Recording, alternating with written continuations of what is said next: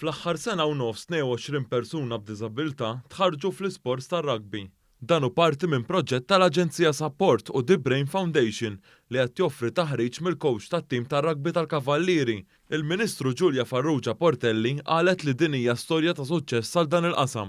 Rajna 22 klient differenti b'diżabilità illi jipparteċipaw illi jekk xejn ħareġ l-abilità tagħhom, l-importanza tat-tim illi s-saħħa tkun koordinata u l-ikbar sodisfazzjon tara l-istorja ta' progress ta' kif beda individwu fl-2019 u llum kif qed jibrilla u jipparteċipa f'din il-logħba.